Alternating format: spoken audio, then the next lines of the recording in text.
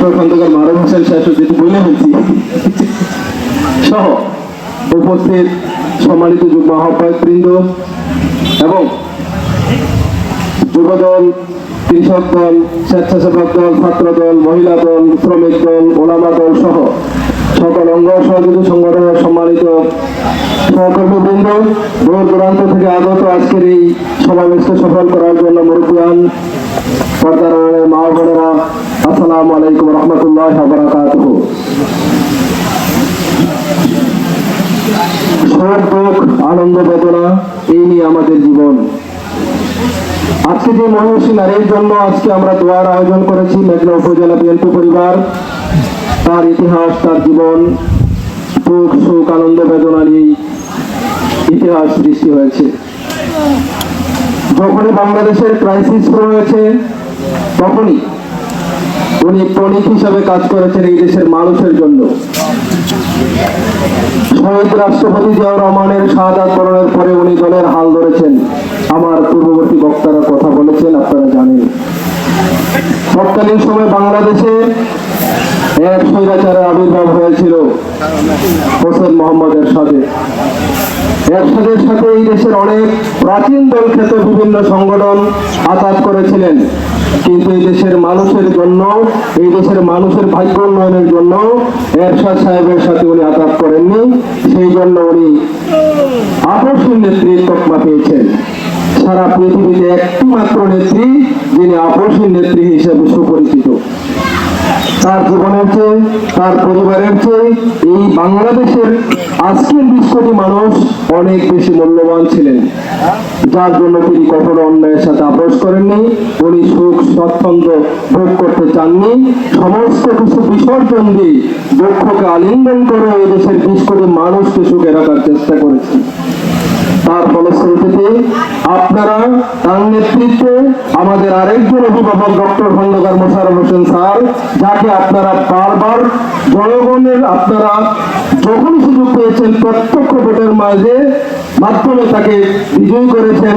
তিনি আমাদের সবার অভিভাবক ডক্টর খন্দকার মোশাররফ হোসেন স্যার এই দলকে এবং বেগম খালেদা জিয়া এই দলকে আমাদের জন্য, এই দেশের মানুষের বাসযোগ্য একটা পরিবেশ তৈরি করার জন্য সমস্ত কিছু উৎসর্গ করেছেন।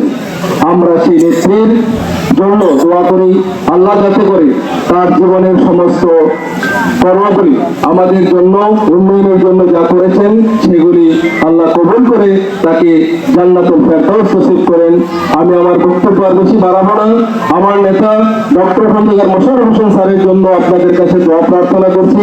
ইনশাআল্লাহ আগামী দিনে এই সরকার, তারেক রহমান সাহেবের সরকার আপনাদের জন্য, আমাদের জন্য, এই বাংলাদেশের মানুষের জন্য, উন্নয়নের জন্য যে মহাপরিকল্পনা নিয়েছেন, ইনশাআল্লাহ ধীরে ধীরে ধীরে ধীরে সেগুলি বাস্তবায়িত হবে।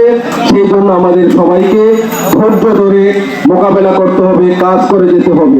বিগত 17 বছরের ইতিহাস আপনারা সবাই জানেন।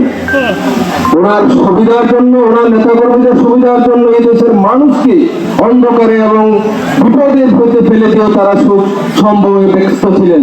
কিন্তু সেই পরিস্থিতি থেকে জাতীয় অর্থনীতিকে, আমাদের মানুষগুলিকে, এই যে আজকে বিদ্যুতের ক্রাইসিসের কথা আমাদের মহিলা ভাইস চেয়ারম্যান বলেছেন, আমাদের সবার কথা, আমার স্যারের চিন্তা, আমাদের প্রধানমন্ত্রীর চিন্তা, ইভেন আমাদের এই এলাকার যিনি সবচেয়ে বড় পরিশ্রম করছেন ডক্টর খন্দকার মারুফ হোসেন সাহেব, আমাদের আগামী দিনের সবচেয়ে বড় স্বপ্নময় নেতা, তিনিও চিন্তায় আছেন, অভিজ্ঞ আছেন। বারবার বিদ্যুতের বড় বড় কর্মকর্তাদের সাথে কথা বলো এখানে মেগাওয়াট বাড়ানোর চেষ্টা করছেন।